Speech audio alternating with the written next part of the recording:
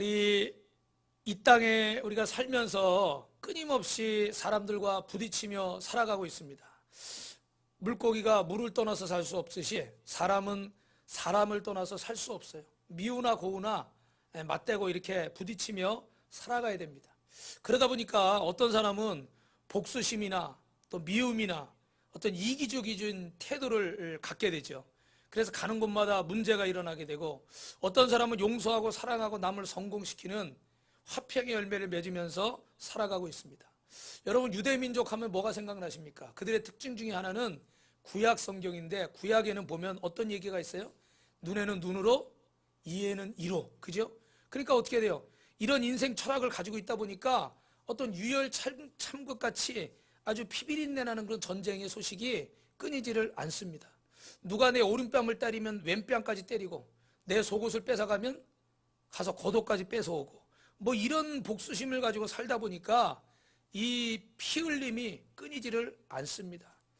여러분, 오늘 본문의 야고보서 마태복음 18장에 성경적인 용서는 우리가 생각하는 용서와 좀 다릅니다. 많이 다르죠. 내 자신이 먼저 하나님 앞에서 겸손을 바탕으로 하나님 앞에서 용서하는 올바른 용서를 성경은 얘기하고 있습니다. 대부분의 용서가 이런 기본 바탕이 없이 그냥 어떤 그런 인간적인 용서에서 끝나기 때문에 어떻습니까? 진짜 용서한 후에도 다른 사람을 제대로 용서하지 못합니다. 입으로는 용서했다고 그러고 생각으로는, 머리로는 용서했다고 그러는데 실제로는 그렇지 못한 거예요. 오늘 여러분, 이런 상황에서 제자들이 예수님께 질문을 합니다. 천국에선 누가 큽니까? 그런데 예수님 뭐라고 그래요? 돌이켜 어린아이들과 같이 되지 아니하면 천국에 들어가지 못하리라. 제자들은 천국이 어떤 곳인가를 좀 설명해 주길 원했어요. 근데 예수님의 초점은 좀 다른 곳으로 갑니다. 실제 관심사는 그 왕국이 아니라 그곳에 들어가는 자들의 모습이 어떠해야 들어가냐는 거예요. 근데 오늘 여러분 읽으신 말씀이 중요한 거 따라합니다. 돌이켜서 누구와 같이 되라고요? 어린아이와 같이 되라는 거예요. 방향을 바꿔서, 다시 말하면 회개해야 된다는 겁니다. 여러분, 회개라는 말은 메타노이아, 그래서 돌이키는 행위를 말하는 거죠. 내 마음을 돌이켜서 어린아이와 같이 되지 아니하면 천국에 결단코 들어갈 수 없다. 천국이 어떤 곳이냐를 궁금해하는데, 천국에 들어갈 수 있는 사람은 이런 사람이다 라고 말씀하시는 거예요. 진정한 회개는 자기를 낮추거나 다른 자들을 용서할 수 없습니다. 진정한 회개가 없이는 다른 사람도 용서할 수 없어요. 흔히들 이렇게 겸손은 뭐 이렇게 허리를 굽히거나 좀 말소리를 좀 작게 하거나 뭐 상대의 기분을 맞춰주거나 분위기 잘 맞추면은 겸손으로 평가합니다. 저처럼 이렇게 목소리가 큰 사람은요, 겸손하다는 소리 별로 못 들어요. 무슨 얘기를 해도 목소리가 크다 보니까 교만하게 이렇게 느껴지나 봐요. 근데 이 목소리 크다고 교만하고 목소리 작다고 겸손한 게 아니라는 거예요. 돌이킴이 없이는, 회개가 없이는 다 거짓될 수밖에 없다는 거예요. 그럼 여러분, 왜 하필이면 어린아이에 되어서 말씀하셨을까? 우리가 짐작하지만 장로교를 처음 만든 잔 칼빈은 어린아이의 특징은 단순성이라고 그랬고, 클락이라는 신학자는 가르치기 쉽다고 그랬고, 벵겔이라는 신학자는 신앙 때문이라고 그랬습니다. 중요한 것은 어린아이같이 돌이켜야 됩니다. 어린아이들은 완고하거나 자기의 자아를 내세우거나 고집을 오래 피우지 않습니다. 금방 사실 삐졌다가도 어떻게 돼요? 금방 또 헤헤 웃고, 금방 또 뭐 울었다가도 금방 좀 있다 또 풀어지고. 어떻게 보면 어른들이 볼 때는 조금 이해가 안 될 수도 있어요. 근데 그 왜 그렇습니까? 그만큼 마음이 순수하고 깨끗한 거예요. 막 거기 자존심 내세우고 내 무슨 뭘 내세우고 막 이러면요, 쉽게 안 풀어져요. 그러니까 어떻게 돼요? 나이가 많을수록, 세월이 많이 흐를수록 어떻게 돼요? 마음이 더 굳어지는 거죠. 여러분, 하나님의 아들 예수님은 이 땅을 심판하시기 위해서가 아니라 오늘 우리를 용서하시기 위해서 오신 줄로 믿습니다. 그래서 빌립보서 2장 5절에는 한번 따라합니다. 너희는 이 마음을 품으라. 누구의 마음이에요? 곧 그리스도 예수의 마음이니. 예수님의 마음은 정죄하고 심판하는 마음이 아니라 용서하는 마음이고, 또 이렇게 하나님의 큰 은혜를 입은 저와 여러분들은 예수님의 용서의 마음을 가져야 될 줄로 믿습니다.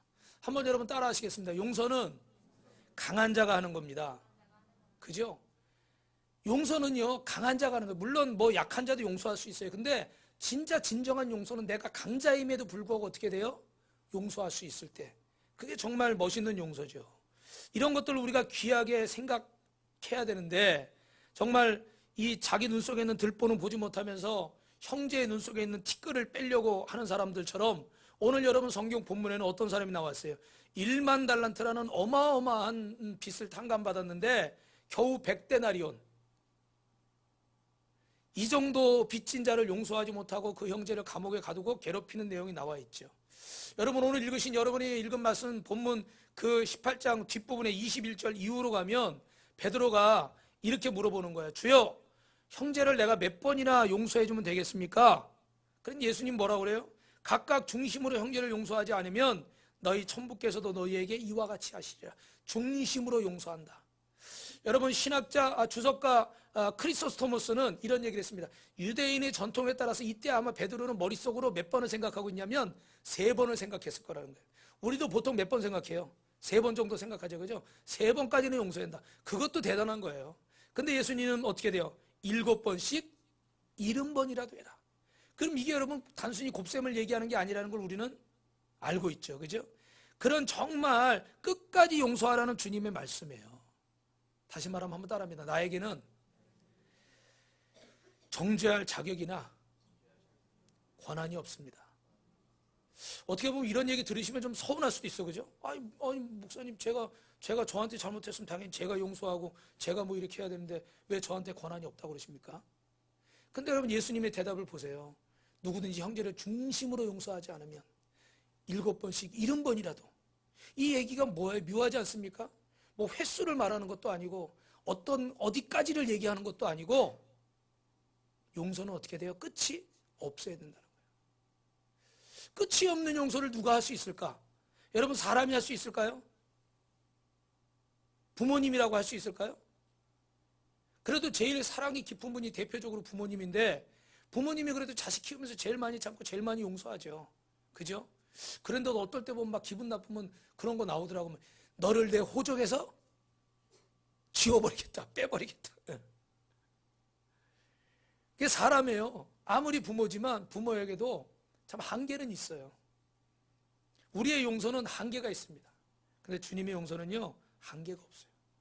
저도 여기서 이렇게 설교하는 목사지만 저도 이 설교를 하면서 저한테 하는 얘기는 마찬가지예요. 그러면 저도 한계가 없이 용서하는가? 그렇지 못합니다. 그렇게 하려고 지금도 노력하는 마음이 있어요. 아마 여러분도 저와 비슷하실 거예요. 뭐 사실 우리 이렇게 내기해봐야 도토리 키재기 정도 수준이겠지. 어떤 상황 속에서도 여러분, 성경은 조건 없는 용서가 있어야 된다고 합니다. 사랑을 알든지 모르든지, 사랑을 받았든지 못 받았든지, 사랑에 대한 이해가 있든지 없든지 간에 그런 것이 조건이 될 수 없답니다. 조건 없는 사랑, 조건 없는 용서, 한계가 없는 용서를 성경은 말하고 있습니다. 그래서 상대방의 상태나 태도에 따라서 나의 용서가 사랑의 조건이 될 수 없다는 것을 오늘 성경은 우리에게 말씀해 주고 있습니다. 상대방이 나한테 노하면 나도 노하고, 상대방이 사랑하면 사랑하겠다, 이건 잘못된 생각이에요. 신학적인 용어로 하면 따라합니다. 종속윤리. 좀 어려운 용어지만 어디에 속한 거예요, 여러분. 내 용서가 다른 사람에게 속해 있으면 안 되잖아요, 그죠? 다른 사람의 기분에 따라서 내 기분이 따라간다? 억울해요, 안 억울해요? 대답을 안 하시는 것이 오늘 좀 거시기 하네. 다시 한번. 다른 사람의 기분에 따라서 내 기분도 따라간다. 이거 억울해요, 안 억울해요? 이거 억울한 일이에요. 왜요? 아니, 내가 주체가 돼서 내가 나를 끌고 가야 되는데 다른 사람이 기분 좋으면 나도 기분 좋고, 다른 사람이 기분 나쁘면 나도 기분 나쁘다. 이게 굉장히 억울한 일이에요. 내 인생을 내 뜻대로 못 사는 거예요. 여러분, 우리가 세상에 살고 있지만 세상에 끌려 사는 걸 원합니까? 세상을 끌고 가길 원하십니까? 우리가 끌고 오면서 살아야 되잖아요, 그죠? 근데 우리는 돈에 끌려가고, 명예에 끌려가고, 쾌락에 끌려가고, 내 만족에 끌려가고, 권력에 끌려가고. 그럼 우리가 주일날마다 나와서 하나님 말씀 듣는 이유가 뭐예요? 사단의 종로로 타지 마라. 다시 말하면 세상의 만몬이나 세상의 권력이나 세상의 쾌락이나 세상의 종로로 타지 말고 누구의 자녀로 살아라? 하나님의 자녀로 살아라. 하나님의 자녀는 이 땅의 모든 것을 뭐하라고요? 정복하고 다스리라. 할렐루야. 그리고 직장생활 하지만, 사업하지만, 공부하지만, 돈 벌지만, 그것에 노예가 되지 말고 그것에 끌려가지 말고 그것을 끌고 오라는 거예요. 물질에 끌려서 어찌할까가 아니라 그 물질을 하나님이 원하시는 대로 사용하라는 거예요. 할렐루야. 좀 서운하신 분이 계실 줄 몰라. 아, 그럼 내가 오늘부터 치킨 시켜 먹으면 안 되는가? 아, 시켜 드세요. 하나님 누리라고 그랬으니까 요새 우리 그 학생들은 롱패딩 그 유행 아닙니까? 시커멓고 허옇고 긴 거. 예. 아이, 사세요. 그런 걸 하지 말라는 게 아니에요. 어떤 분들은 막 너 옛날에 그 뭡니까 도케티즘 이 가연설 그 영지주의자들처럼 막 그냥 신령하면 아무것도 안 해야 되는 것처럼 그렇진 않아요. 하나님이 우리에게 주신 거니까 누리세요. 근데 하나님이 주신 그것들의 주인이 누군지는 알아야죠. 그게 누구예요? 하나님이세요. 그래서 그것이 나를 위해서도 쓰여지지만 누구를 위해서? 하나님의 영광을 위해서. 그게 어떤 겁니까, 여러분? 여러분이 드리는 헌신을 통해서 교회가 세워지고 그걸로 구제하게 되고 그걸로 선교하게 되고 그걸로 어려운 사람을 돕는 이런 귀한 역사가 있어요. 그게 뭡니까? 내가 물질에 끌려서 살면 한 푼이 중요한데, 시간에 끌려서 살면 한 시간이 소중한데, 내 육체에 끌려서 살면 한순간이 중요한데 어떻게 내가 이 시간에 예배 드릴 수 있어요? 가서 쉬든지 놀러 가든지 그렇게 써야 되는 거 아닙니까? 그죠? 그런데 우리는 시간의 주인이, 내 육체의 주인이 누구라고 알아요? 하나님이시죠. 그죠? 그래서 그 하나님 앞에 예배하는 시간이 더 소중한 시간이고 그 시간을 하나님 앞에 드린 만큼 하나님께서 복 주실 줄 믿습니다.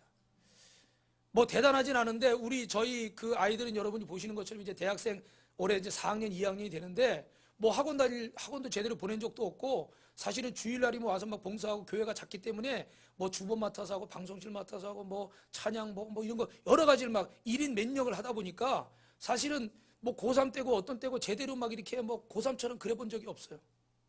그런데 제 마음속에 한 가지 확신은 하나님 앞에 이 모든 것을 드렸기 때문에 하나님이 살아계시기 때문에 저들의 앞길을 누가 책임져 주십니까? 하나님 책임주십니다. 물론 거기에는 저의 잔소리가 들어있고 우리 사모님의 기도와 헌신이 들어있죠. 근데 결과는 누가 책임지세요? 하나님이. 그랬더니 어떻게 돼요? 고3병 앓지 않아도 속으로는 알았는지 모르겠지만 그렇게 하지 않더라도 하나님이 합격시켜 주시더라고요. 할렐루야. 그 중에 한 명은 학교 졸업할 때 최우수상을 받았어요. 저는요 진짜 상상도 못했어요. 저는 그런 걸 받아본 적이 없거든요. 그래서 사실 그런 거는 기대도 안 했어요. 그냥 졸업만 잘하고 그냥 학교만 잘 가면 솔직히 그걸로 만족했어요. 근데 딱 졸업식 날 갔는데요 최우수상에 호명을 하는 거예요. 깜짝 놀랐어요. 근데 어떻게 이렇게 저렇게 여러 가지 이제 사연들이 있는데 하나님이 그렇게 만드시더라고요. 이게 참 감사한 일이에요. 누가 책임지세요? 하나님 책임지세요. 여러분, 우리가 용서하는 게 아니에요. 우리가 사랑하는 게 아니에요. 우리가 그분의 말씀대로 하나님의 뜻대로 사니까 물질에 끌려가는 게 아니라 물질의 주인이 되고 권력과 쾌락에 끌려가는 게 아니라 권력과 쾌락을 다스리게 되고 그래야 어떻게 해요? 가정을 지킬 수 있고요. 그래야 우리 믿음을 지킬 수 있어요. 쾌락의 노예가 면 가정이 지켜지겠습니까? 세상의 노예가 되면 우리에게 주신 것들을 지킬 수가 없죠. 그래서 다른 사람에 의해서 울고 웃는 인생, 줏대 없는 인생은 참으로 안타까운 인생입니다. 우리 옆에 분하고 인사합니다. 저는 보통 사람이 아닙니다. 한 번 더 기대하십시오. 할렐루야. 여러분, 내 물건 도둑 맞았다고 남의 물건 도둑질해도 됩니까? 기독교의 윤리는요 절대적인 윤리예요. 상대적인 윤리가 아니에요. 이렇게 상황에 따라 바뀌는 게 아니에요. 교도소에 가면 죄수들 대부분이 자신을 죄하고 다 누구 탓합니까? 세상 탓하고 부모 탓하고 형제 탓하고 이웃을 탓합니다. 누구누구 때문에. 그래서 사실 우리의 용서는, 우리의 사랑은 수평적 관계에서 이루어지는 게 아니라 수직적 관계에서 이루어져야 돼요. 사람과 사람이 아니라 하나님과 나 사이에서 이루어져야 돼요. 그래야 용서할 수 있고 그래야 사랑할 수 있지, 수평적으로 생각하면 어느 건 잘못됐는데 어느 건 맞고 어느 건 틀리는데 어느 건 옳고 이렇게 따지기 시작하면 용서할 수 있는 사람은 별로 없단 말이에요. 사랑할 수 있는 사람은 별로 없단 말이에요. 여러분, 누구 때문에 내가 악해졌다 이런 말 하지 마십시오. 저도 우리 사모님한테 가끔 핍박받는 이유 중에 하나가, 목사님은 도대체 나 없으면 누구 핑계 댈 거냐고. 뭐 하다 보면 당신이 뭐 해서 길 어디 갈까 막히는데 절로 가자고 하는데 길 막혀서 당신이 오자고 그랬어요. 막히지 않느냐. 그래서 몇 번 그러더니 그 다음에는 어디 가자고, 알아서 가요. 왜? 또 대답했다가 막히면 제가 핑계를 댈 테니까. 예. 우스갯소리 같지만 우리가 이런 생활을 사실 하고 있어요. 그죠? 그래가지고 결혼해서 부부간에도 보면 내가 당신 만나서 내 인생이 이렇게 됐다는 거예요. 근데 사실 성경적으로 말하면 그런 말 하면 됩니까? 안 됩니까? 안 됩니다. 누구 때문에는 아니에요. 누구 때문에 어떻게 했다는 생각은 예수님이 절대 용납하시지 않습니다. 적어도 하나님 앞에서는 자기 회피예요. 사람 앞에서는 그게 변명거리가 될 수 있지만 하나님 앞에서는 옳지 않습니다. 그러면 오늘 말씀에 우리가 어떻게 하나님의 사랑으로 용서하고 사랑할 수 있을까? 한번 따라합니다. 하나님의 사랑은 원수가 없습니다. 네, 서론이 길었으니까 이 본론은 좀 짧게 갑니다. 본문에 1만 달란트 빚진 사람이 나오죠. 여러분 많이들 아시는 얘기예요. 그게 뭐 자기가 못 갚으면 자기 가족까지 뭐 부인과 자녀들까지 다 노예가 되고 막 이래야 되는 그런 상황입니다. 그런데 엎드려서 절하면서 조금만 참아주십시오. 갚겠습니다. 제 형편이 이렇게 어렵습니다. 그랬더니 그 주인이요 상상도 할 수 없을 만큼 큰 금액을 탕감시켜 주셨어요. 우리 옆에 분하고 이렇게 인사합니다. 하나님이 이렇게 사랑하십니다. 할렐루야. 그 많은 빛을 모두 탕감해 주셨습니다. 얼마나 기쁘고 얼마나 감격스러웠을까요? 감히 상상도 할 수 없는 일이었어요. 그런데 그런 감격을 가지고 딱 나오는데 길에서 누굴 만났다고 그래요? 자기에게 100데나리온. 이걸 빚진 사람을 만났는데 그 사람 목을 붙잡고 빚 갚아라 그렇게 이 사람도 애원하면서 자기하고 똑같이 나를 좀 용서해 주면 내가 갚겠다 이렇게 얘기합니다. 그런데 어떻게 해요? 그를 감옥에 넣어버렸어요. 빚을 안 갚는다고. 그랬더니 이 소식이 어떻게 돼요? 10,000달란트를 탕감해 준 주인의 귀에 들렸습니다. 그리고 그를 불러오라고 그러십니다. 내가 너를 그렇게 많이 탕감해 줬는데 너는 그것도 탕감해 줄 수 없느냐? 너를 불쌍히 여긴 것처럼 너도 그 사람을 불쌍히 여길 수는 없었더냐? 빚을 다 갚을 때까지 저 감옥에 들어가라. 이 감옥에 들어가서 빚을 어떻게 갚아요? 완전 영영 못 갚는 거죠. 여러분 이 탕감받은 기쁨이 누구도 탓하지 않습니다. 정말 이게 감격이고 이게 감사하고 이게 찬송이 되면요 누구도 탓하지 않아요. 받은 은혜가 너무 크기 때문에 어떤 서운함이나 어떤 원통함은 없습니다. 정말 죽을 수밖에 없는 생명을 구해줬다 그러면 그것 때문에 어떤 것이 이 손해봤다고 탓하지 않아요. 제가 예전에 안타까운 얘기인데 우리 예전에 한 20몇 년 30년 전에 그 같이 이 큰 교회 사역할 때니까 이제 교육자들이 이제 수십 명이 있는데 그 중에 한 분이 장교 출신인데 저보다 나이가 좀 많아요.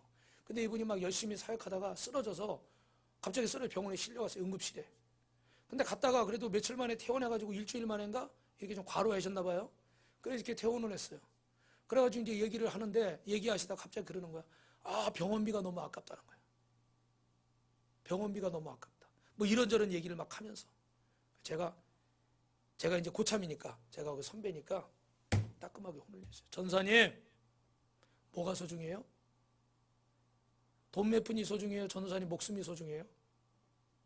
살아야 사역도 하고 살아야 처자식도 생기고 살아야 말씀도 전할 거 아니에요? 가만히 있더라고. 돈 아깝죠. 여러분 열심히 버셨는데 돈 아깝죠. 이왕이면 병원비 안 쓰면 좋죠. 약값 안 들어가면 좋아요. 그러나 뭐가 더 중요합니까? 생명이 더 중요하지. 아무리 돈이 많아도 500만 원짜리 저는 암 그 뭐 치료한다고 한 번에 500만 원짜리 주사 맞는 분도 봤어요. 500만 원짜리 10방 맞았대요. 서울대학병원에 입원해서 일주일 만에 돌아가셨어요. 그 속으로 그런 생각이 들더라고요. 그럴 바에는 안 맞고 그냥 가지. 너무 아깝잖아요. 그죠? 근데 왜 그렇게 했을까요? 그 500만 원, 5천만 원보다 뭐가 더 소중하니까? 내 목숨이 소중한 거예요. 두말할 필요도 없는 거예요. 정말 우리가 받은 은혜가 이렇게 크다 그러면 뭐 탓할 게 있고 뭐 원망할 게 있습니까? 근데 저부터도 어떻게 자꾸 그걸 잊어버려요. 그 감사와 감격을 자꾸 잊어버리고 하나님과 나와의 관계에서 생각해야 되는데 자꾸 저 사람하고 나하고 이 사건하고 연결지어서 자꾸 따지고 드는 거야. 그러니까 어떻게 해요? 거기 기쁨을 뺏기고 감사를 뺏기고 감격을 뺏겨요. 하나님의 사람에게는 용서가 원수가 없습니다. 믿으시면 아멘. 용서해주면 내가 꼭 무시당하는 것 같고 뭐 멍청한 것 같고 나를 바보 취급할 것 같고 뭐 이런 거 좀 더 크게 생각하면 사회적으로 볼 때 저런 못된 인간은 용서해주면 안 돼. 분명히 정의를 밝혀야 되고 사회 질서를 바로 세워야 돼. 이렇게 생각하고 이렇게 말해요. 근데 사실은 어떻게 돼? 그 안에 내가 너무 많이 들어가 있는 거예요. 한번 따라합니다. 용서는 하나님만이 하십니다. 공의는 하나님이 세우십니다. 내가 세우려고 그러고 내가 하려고 하는데 보니까 결국은 어떻게 돼요? 그게 내 자존심이고 내 생각이고 내 욕심이 많아요. 정말 하나님의 사랑을 받은 사람은요, 원수가 없는 줄 믿습니다. 이 말씀을 전하면서 여러분 마음에 묶였던 것들이 풀려지기를 주님의 이름으로 축원합니다. 저도 마찬가지예요. 두 번째로 따라합니다. 하나님의 사랑은 동기가 문제입니다. 그래서 이렇게 원수가 없는 그런 하나님의 사랑을 실천하려면 동기가 중요한데, 주위 환경이나 이웃의 태도나 혹은 조건에 있지 않습니다. 조금 전에 말씀드린 것처럼 오직 주님께서 나를 용서하셨기 때문에 나도 어떻게 돼요? 용서하는 것입니다. 얼마나 잘했는가, 얼마나 못했는가, 용서할 만한 사람인가, 그렇지 않은 사람인가, 이거를 따질 필요가 없어요. 거기엔 조건이 없어요. 그래서 여러분 에베소서 4장 32절 시작. 서로 용서하기를, 시작. 서로 친절하게 하며 불쌍히 여기며 서로 용서하기를 하나님이 그리스도 안에서 너희를 용서하신과 같이 하라. 자, 그 다음에 골로새서 3장 13절입니다. 시작. 누가 누구에게 불만이 있거든 서로 용납하여 피차 용서하되 주께서 너희를 용서하신 것 같이 너희도 그리 하고. 계속 나오는 말씀 뭐예요? 주님이 그렇게 하신 것처럼 너희도 그렇게 하라, 이렇게 말씀하시는 거예요. 그러니까 우리는 주님의 이름으로 사랑하고 용서하려면 주님이 하신 대로만 하는 거지 거기에 다른 이유들이 있어서는 안 됩니다. 언제나 하나님과 예수님의 기준이 되고 주님께서 용서하신 것 같이 우리도 용서할 수밖에 없는 줄로 믿습니다. 그래서 세 번째 따라합니다. 먼저 나와 하나님의 관계를 생각하십시오. 그래서 여러분 우리가 용서하려면요, 사랑하려면요, 나와 하나님과의 관계를 생각해요. 오늘 본문에 백달이라는 빚진 그 불쌍한 동관이 빚을 갚으라는 야단을 맞자 엎드려서 간구하여 가로되 나를 참아주소서 내가 갚으리이다. 그런데 여러분 이 모습이 누구의 모습입니까? 얼마 전에 자신의 모습인 거예요.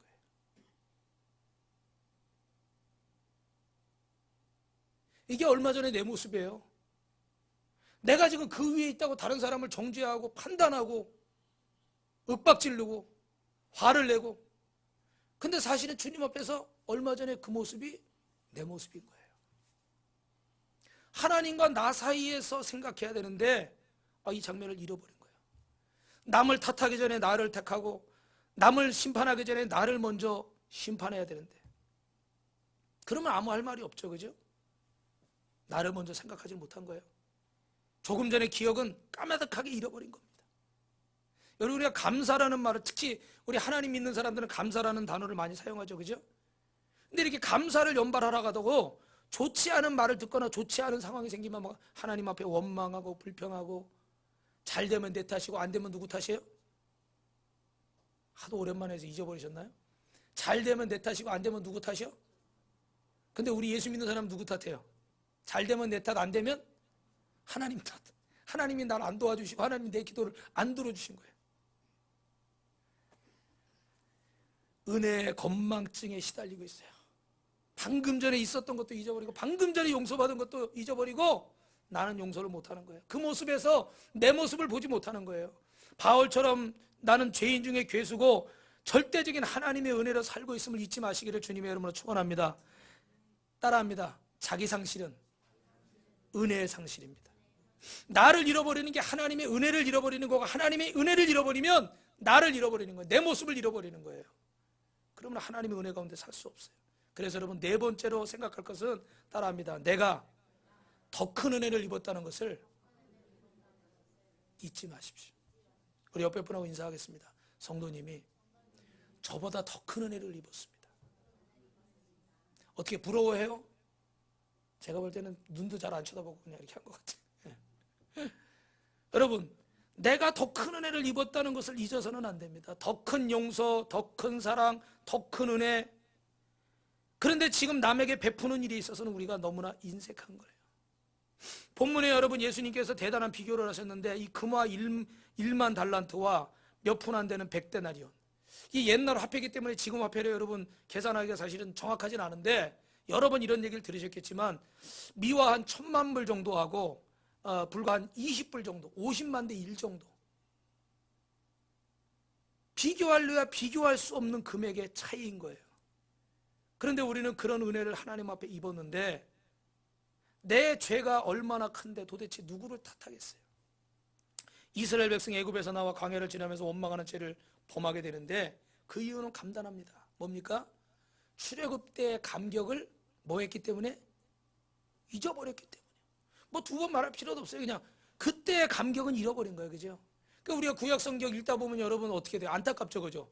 야, 얼마 전에 구름기둥 불기둥 10가지 재앙도 10가지 재앙도 한 번에 내렸나요? 하나씩 피로 물들이시고 뭐 이의 재앙, 뭐 파리의 재앙, 뭐 그 장자가 죽는 재앙까지 하나하나 하나님 보여주셨어요. 그런데도 어떻게 돌아서면 잊어버리고 돌아서면 원망하고, 어떻게 보면 우리가 보면서도 어떻게 돼요? 너무너무 안타까워. 너무 하나님 앞에 죄송해. 근데 여러분 정말 죄송한데 그 모습이 누구의 모습입니까? 바로 우리의 모습이에요. 이런 놀라운 감격과 기쁨을 지속할 수 있었다면 감히 누가 원망의 소리를 내뱉겠습니까? 지난날 이렇게 받은 은혜가 큰데 너무 쉽게 잊어버리기 때문에, 망각하기 때문에 감사로부터 기쁨이 시작되는 거예요. 기쁨이 있을 때 관용이 시작되는 것이고, 내게 기쁨이 있고 감사가 있으면 자연히 용서하게 되는 줄 믿습니다. 하나님의 은혜를 잊어버리면 하는. 오늘 여기 제가 이제 여러분 잘 아시는 영화배우, 홍콩 영화배우 주윤발 씨 영상을 잠깐 보여드렸잖아요. 많이 여러분 뉴스나 이런 신문을 통해서 보셨겠지만 마지막에 글귀가 저는 마음에 들어오더라고요. 원래 이것은 내 것이 아니었습니다. 내가 이 땅에 있는 동안에 잠시 맡아두고 있는 건데, 지금 내가 이제 나이도 많고 언제 어떻게 될지 모르는데 이제는 어떻게 하겠다는 거예요? 다른 사람들에게 나눠주겠다는 거예요. 다른 어떤 것보다 그 고백이 중요한 거예요. 사람들은 움켜쥐고, 저부터도 움켜쥐고, 이걸 어떻게 해? 내 자손 대대까지 영원히 내 것으로 하고 싶은 거예요. 그런데 이분은 제가 잘은 모르지만 참 대단해요. 원래 내 것이 아니었습니다. 이제 어떻게 돌려드립니다. 8,000원도 아니고 8만원도 아니고 8,100억. 우리는 눈 뜨고 있으면서 아마 보지도 못하는 그런 어마어마한 금액을. 우리의 것이 아니에요. 하나님께서 우리에게 주신 것이에요. 물질만 그런 게 아니에요. 사랑도 용서도 이 모든 것이 다 하나님께로부터 온 것인 줄 믿습니다. 그래서 우리는요, 그걸 자랑하지 않고 그걸 내 마음대로 해서는 안 되는 거예요. 그래서 여러분 마지막으로 따라합시다. 이제 마지막 제일 중요한 문제가 나왔는데 따라합니다. 그러면 너도 갚아라. 오늘 여러분 주보해 보시면 마지막 5번째는 그러면 너도 갚아라. 1만 달란트 빚진 사람이 용서받고 나가다가 자기에게 100달러 빚진 사람을 용서하지 아니하므로 주인이 그를 다시 불러서 이미 용서했던 사건을 다시 문책합니다. 그러면 너도 갚아라. 여기에 문제가 있어요. 우리가 한 가지 알고 지나가야 할 것은, 주인이 1만 달란트는 탕감해 주기 앞서서 네가 100다나리온 빚진 자의 것을 탕감해 주면 나 역시 네 빚을 탕감해 주겠다, 이런 조건을 제시했습니까? 그런 조건은 제시하지 않았어요. 무조건적으로 용서해 주셨어요. 그런데 오늘 이 무조건적인 용서를 내가 실천하지 않고 나는 무조건 용서받고 나는 다른 사람에게 조건을 걸면 그 무조건적인 용서가 이제는 어떻게 돼요? 심판으로 바뀐다는 거예요. 이해되세요, 여러분? 이게 중요한 거예요. 다시 한번 말씀드릴게요. 나는 무조건 용서받았어요. 그런데 내가 무조건 용서받은 걸 가지고 나는 다른 사람한테 조건을 걸어 용서하겠다. 그러면 주님이 그걸 보시고 나에게도 어떻게 돼요? 이제 조건을 건 용서를 하시겠다는 거예요. 심판하시겠다는 거예요. 그러면 더 이상 여러분 내가 용서받을 수 있습니까? 없겠죠. 우리는 다 하나님 앞에서 부족한 사람들이니까. 이게 참 귀한 거예요. 우리에게 자유를 주셨어요. 그래서 내가 마음껏 용서하고 마음껏 사랑할 수 있도록, 마음껏 주님 은혜에 살 수 있도록. 그런데 우리가 그 은혜가 하나님께로부터 온 것을 잊어버리고 내가 그걸 내 마음대로 조건을 걸고 내 마음대로 하고 나면 그 건강, 그 물질, 그 시간, 그 모든 거 주님이 거두신다는 거예요. 거둬가시면 그 건강은요 더 이상 내 것이 아니고, 그 물질은 더 이상 내 것이 아니고, 그 사랑, 그 용서는 더 이상 내 것이 아닙니다. 그때는 이제 정말 내 마음대로 쓸 수 없어요. 오늘 이 사람처럼 이 감옥에 갇혀서 슬피 울어야 됩니다. 하나님이 저와 여러분에게 사랑할 수 있는 기회, 용서할 수 있는 기회, 주님을 위해 살 수 있는 아름답고 복된 기회를 주신 줄 믿습니다. 오늘 이 말씀도 지금보다는 우리 성도들이 몇 분 더 계신데 지금 못 오셨는데, 여러분 이 말씀을 들을 수 있는 것도 감사하시길 주님의 여러분을 축원합니다. 할렐루야. 예. 어떻게 보면 이미 알고 있는 것들일 수도 있어요, 그죠? 대부분은. 그러나 중요한 것은 우리가 정말 그것을 내 것으로 하고, 우리가 사랑받았으니 사랑해야 되고, 용서받았으니 용서해야 될 줄로 믿습니다. 한계 없는 용서를 받았으니까 우리도 한계 없는 용서를 해야 돼요. 우리가 다른 일에서는 모르겠어요. 다른 어떤 것들은 다 모르겠지만 여러분, 용서만큼은 완전하게 할 수 있기를 주님의 이름으로 축원합니다. 우리가 다른 것에서는 부족할 수 있습니다. 뭐 경제적인 것에 부족할 수 있고 또 어떤 뭐 건강이나 다른 면에 다 부족할 수 있어요. 그러나 우리가 원수 맺지 않고 사랑하고 용서하는 것만큼. 그래서 저도 여러분 이 설교하는 목사지만 참 부끄러운 게 저도 좀 섭섭함이나 뭐 이런 거나 이런 것들이 있기 때문에 제 안에 용서한다고 입으로는 하지만 못하는 부분들이 있어요. 그런데 이 말씀을 다시 한번 묵상하면서 이 말씀을 선포하면서 내가 이 순간에 누구를 원망하고 있다면 이 원망은 예수의 이름으로 떠나갈지어다. 내가 누군가에게 섭섭하고 미워하고 있다면 그 미움과 섭섭함은 예수의 이름으로 떠나갈지어다. 왜요? 주님이 나를 다 용서하시고 주님이 나를 다 사랑하셨기 때문에 나도 조건 없이 사랑하고 조건 없이 용서합니다. 말씀을 마치겠습니다. 누가복음 6장 37절에 비판치 말라 그리하면, 읽어볼까요? 시작. 비판하지 말라 그리하면 너희가 비판을 받지 않을 것이고, 정죄하지 말라 그리하면 너희가 정죄를 받지 않을 것이고, 용서하라 그리하면 너희가 용서를 받을 것이고. 주기도문에서도 어떻게 돼요? 우리가 우리의 죄 지은 자를 사하여 준 것 같이 우리의 죄를 사하여 주옵시고. 여러분, 용서해야 사랑해야 더 큰 은혜를 받습니다. 믿으십니까? 그 욥기 마지막 부분에 보니까 욥이 막 그런 어려움 당하다 마지막에 하나님 만나잖아요. 그리고 하나님께 인정받고 또 자신의 부족함을 고백하고. 근데 거기서 하나님이 주신 명령이 있어요. 네 누구죠? 대만 엘리바스 그 친구들 데려다가 하나님께 그들과 함께 하나님 앞에 제사를 드릴 때 하나님이 욥의 모든 것을 이전보다 갑절로 축복하셨다고 그래요. 믿으시면 아멘. 근데 거기서 굳이 와가지고 자기 친구를 막 비판하고, 야, 너 무슨 숨은 죄가 있지? 너 그렇게 잘났냐? 너 교만, 얼마나 욥을 많이 가지고 막 시험을 했어요. 그죠? 사실 서운하고 미울 거예요. 그런데 하나님은 어떻게 할 때요? 하나님께 인정받았지만 어떻게 돼요? 그 형제들, 그 미운 형제들 다 불러서 용서하고 하나님께 함께 예배할 때 욥의 모든 것이 갑절로 회복이 됐대요. 하나님, 사랑하는 성도 여러분, 나 혼자 기도하고 나 혼자 신령하고 나 혼자 잘났다고 하나님이 복 주시는 게 아니에요. 우리에게 속한 이 가정, 직장, 사업장, 이 나라의 민족, 이 사회, 우리 교회에서 하나님이 우리에게 주신 역할들이 있어요. 믿으시면 아멘. 여기서 정말 하나님 앞에 하나님의 뜻을 이뤄야, 그래야 진정한 복을 받는 거예요. 저는 이번 주에 새벽 예배하면서 감동받은 이야기가 하나 있는데 이 얘기하고 마치겠습니다. 그 미국에 예전에 어떤 할머니가 갑자기 밤에 가족들을 다 불러 모았어요. 그래가지고 그 병들을 다 빈 병을 가져오고 콜라병들 다 가져오라고 그러고, 그리고 거기다 성경 구절들을 써가지고 그거를 코르크 마개로 이렇게 닫았어요. 닫아가지고 그거를 그 강에 나가가지고 다 이렇게 던진 거예요. 물에 나가, 해변에 나가서 다 던졌어요. 한 200여 개를 던졌대요.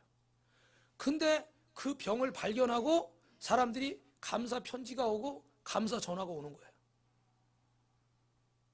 근데 그 중에 한 분이, 이분이 11월 달인가에 돌아가셨는데 12월 달에 편지 하나가 더 왔대요. 근데 제가 원고가 지금 없으니까 정확한 내용은 말씀 못 드리지만 가이오 부인에게 이렇게 썼어요. 거기 써 있는 내용은 뭐냐면, 저는 얼마 전에 남편이 트랙터를 몰다가 엎어져서 하늘나라에 갔습니다. 아이가 14명인데 막내가 11살인가? 하여튼 그래요. 이 14명이 아이들 남겨두고 갔는데 은행에서는 더 이상 대출이 안 된다고 그러고, 지금 크리스마스는 2주 정도 남았고 먹을 것은 빵 몇 조각밖에 안 남았어요. 그래서 자기가 강가에 나갔대요. 죽으려고. 근데 한겨울이라 어떻게 됐을까요? 강이 얼었겠죠. 그래가지고 며칠 기다렸는데도 안 녹아서 돌을 가지고 탁 그걸 깼대요. 깨고 그 안에 빠지려고. 근데 딱 깼는데 보니까 뭐가 떠올라요? 콜라병이 딱 떠올라더래. 신기해서 정말 떨리는 손으로 눈물을 흘리면서 그 콜라병에서 그 마개를 딱 따고 종이를 꺼냈어요. 거기는 전도서 4장 9절이 써있대요. 우리는 살아야 된다. 산 개가 죽은 사자보다 낫다.